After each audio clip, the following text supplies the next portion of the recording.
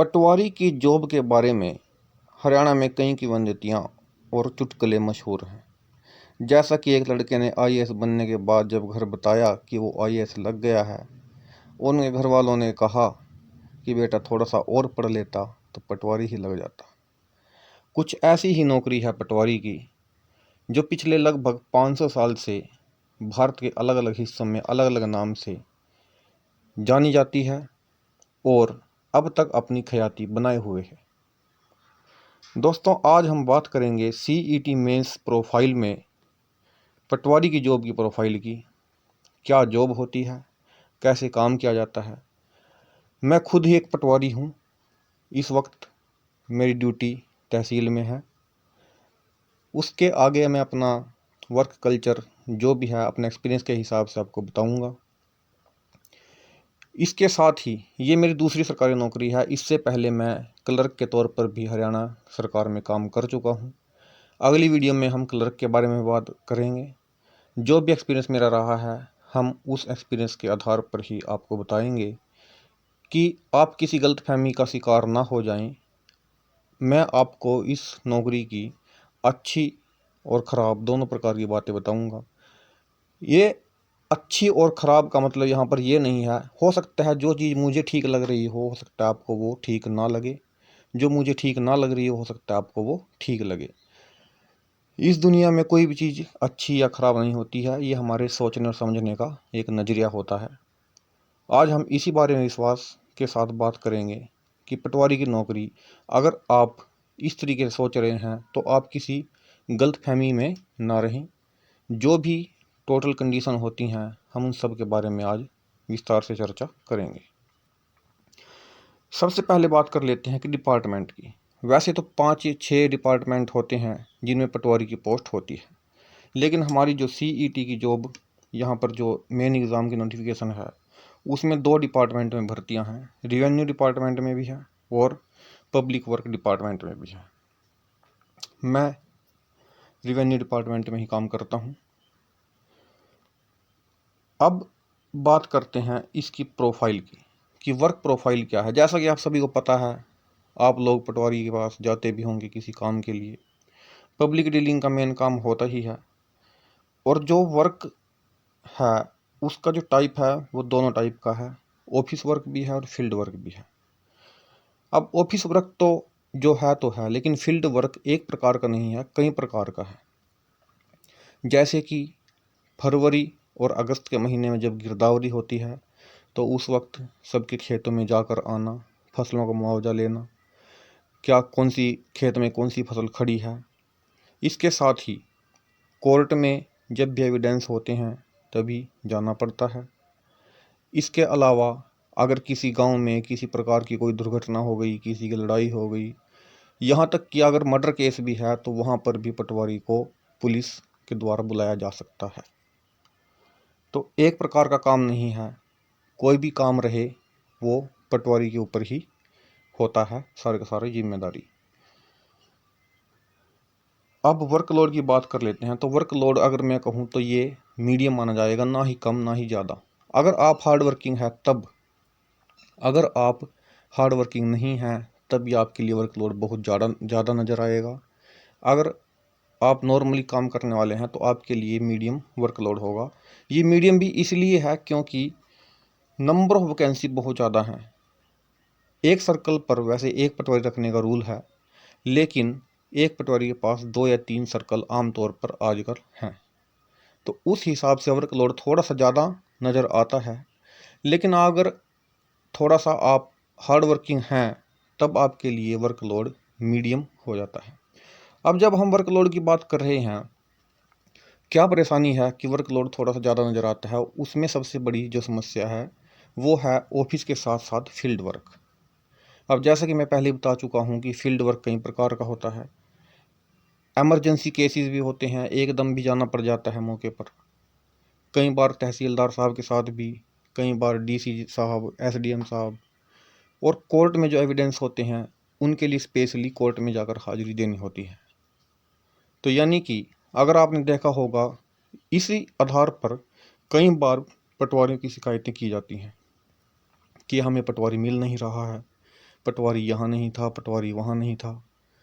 तो इसका सबसे बड़ा कारण यही है कि कई बार फील्ड वर्क पे होते हैं, कई बार कोर्ट में होते हैं और दूसरे भी कई अलग अलग किस्म के काम होते हैं, इसीलिए कई बार हमें पटवारी ऑफिस में नहीं मिलते। अब बात करते हैं इसकी खास बातें, जो अच्छी बातें हैं इस नौकरी की। पहली बात है कि पहले तो पे स्केल जो है लेवल 4 पे था, लेकिन अब जो है पे स्केल थोड़ा बढ़ गया है, 32,100 बेसिक सैलरी है। अगर आज की डेट के हिसाब से बात करें तो लगभग 44,000 रुपये के आसपास इन हैंड आपको सैलरी पटवारी जॉब में मिल जाती है। दूसरी बात है कि इस नौकरी को प्रेस्टीज की नौकरी माना जाता है, सम्मान आपका समाज में बढ़ता है। तीसरी बात, इस नौकरी में थोड़ी बहुत फ्लेक्सिबिलिटी भी है अन्य जॉब की बजाय, क्योंकि जैसा कि मैंने आपको बता ही दिया है कि ऑफिस के साथ साथ फील्ड वर्क होने के कारण थोड़ी फ्लेक्सिबिलिटी ऑटोमेटिकली काम में आ जाती है, अगर हम कंपेयर करें एक ऐसी जॉब के साथ जिसमें 9 से 5 बजे तक सिर्फ सीटिंग वर्क हो। और चौथी बात है कि इसमें नौकरी में व्यक्ति जो है सोशली थोड़ा सा एक्टिव ज़्यादा रहता है, क्योंकि ज़्यादा लोगों के साथ उसको काम करना होता है। सभी गांव के सरपंच, नंबरदार, अन्य आम आदमी, सभी के साथ उसका उठना बैठना और बोलचाल रहती है। इस नौकरी की कमियां कहाँ पर आती हैं? पहली बात कि जो टाइप ऑफ वर्क है, एक प्रकार का काम नहीं है। अगर गिनने बैठ जाएं तो लगभग 40-50 अलग अलग प्रकार के वैरायटी के काम पटवारी को दिए जाते हैं, जो उसे करने ही होते हैं। उसकी जिम्मेदारी पर सब कुछ छोड़ दिया जाता है। दूसरी बात है पब्लिक हैंडलिंग। पब्लिक डीलिंग का काम हमेशा से ही थोड़ा सा चैलेंजिंग रहता है, क्योंकि पब्लिक को खुश करना सबके बस की बात नहीं है, बल्कि ये भी कह सकते हैं कि किसी के भी बस की बात नहीं है। आप हर एक व्यक्ति को खुश नहीं कर सकते अपने काम से, कहीं ना कहीं थोड़ी बहुत कंट्रोवर्सीज चलती रहेंगी। तीसरा है nature of work. Nature of work में कई बातें आ जाती हैं कि नेचर ऑफ वर्क जैसे कि ऑफिस और फील्ड का तो है ही है, लेकिन इसमें कई बार जो डेली बेसिस पर रोज नामचा भरना पड़ता है, उसमें आप कुछ भी चेंज नहीं कर सकते। अगर आपने उसको भर दिया तो आप उसमें कटिंग भी नहीं कर सकते। कुछ रूल ऐसे हैं जिनको सुप्रीम कोर्ट भी नहीं तोड़ सकता, तो इसलिए थोड़ा सा बचकर चलने की नौकरी है। चौथी बात है सेटिस्फैक्शन। सेटिस्फैक्शन डिपेंड करता है सभी के नेचर पर। हो सकता है कि आप उससे सेटिस्फाई हों, हो सकता है ना हो, ये आपके खुद के नेचर पर डिपेंड है। पांचवी जो बात है, जो पांचवी कमी है इस नौकरी की, और ये सबसे बड़ी कमी इस नौकरी की जो मुझे नज़र आती है, वो है ट्रेनिंग पीरियड। दोस्तों, इस नौकरी में 2 प्रकार की ट्रेनिंग होती है। पहले 1 साल की होती है एकेडमिक ट्रेनिंग, और 6 महीने की होती है फील्ड ट्रेनिंग। किसी पटवारी के पास आपको 6 महीने के लिए फील्ड में ट्रेनिंग दी जाएगी। इस ट्रेनिंग पीरियड में सबसे बड़ी बात यह है कि आपको सिर्फ 10,000 रुपये प्रति महीना की सैलरी या फिर स्टाइपेंड दिया जाता है। इसके अलावा और कोई आपको पैसा नहीं मिलता है। और इस प्रोसेस में, कहने को तो ये 1.5 साल की ट्रेनिंग है, लेकिन इस टोटल प्रोसेस में लगभग 2 साल लग जाते हैं नॉर्मली। पहले डिपार्टमेंट आपको बुलाएगा, फिर आपकी ट्रेनिंग शुरू होगी। 1 साल की ट्रेनिंग ख़त्म होने के बाद हो सकता है महीना या 1.5 महीना ये और निकाल देते हैं रिजल्ट देने में, क्योंकि उसमें पेपर भी होते हैं। फिर उसके बाद आपकी 6 महीने ट्रेनिंग होती है, और फिर उसके बाद 15-20 दिन या महीना फिर निकल जाता है। यानी कुल मिला के आप एक्सपेक्ट करके चलो कि लगभग 1.25 साल या 2 साल के करीब का पीरियड ऐसा है जो आपको लगभग बेरोजगार ही रखेगा एक किस्म से। ये आपके ऊपर डिपेंड करता है कि आप इस नौकरी में सेटिस्फाई हों या नहीं हों, उसके बाद की बात है।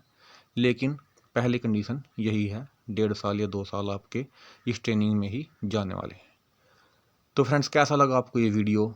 आप भी अगर किसी प्रकार की नौकरी करते हैं तो आप हमें ज़रूर बताएं। हमारा व्हाट्सएप नंबर 98 960 45 199। मैं अगली वीडियो में कलर के बारे में भी बताऊंगा।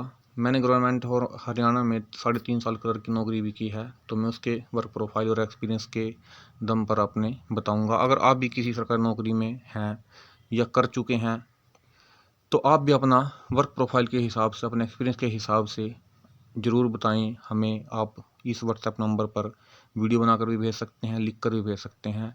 हम आपके एक्सपीरियंस को शेयर करेंगे ताकि सभी को पता लग सके अप्लाई लिंक में प्रेफरेंस भरते वक्त कि उनसे कोई किसी प्रकार की गलती ना हो, किसी गलत फहमी में ना रहें, ताकि कहीं फिर बाद में न पछताना पड़े अप्लाई करने वाले स्टूडेंट्स को कि उन्हें कौन सा प्रेफरेंस पहले भरना चाहिए था लेकिन गलती से ये भरा गया। तो दोस्तों, तब तक के लिए आप हमारे साथ बने रहें, उस चैनल को सब्सक्राइब करें। धन्यवाद। जय हिंद।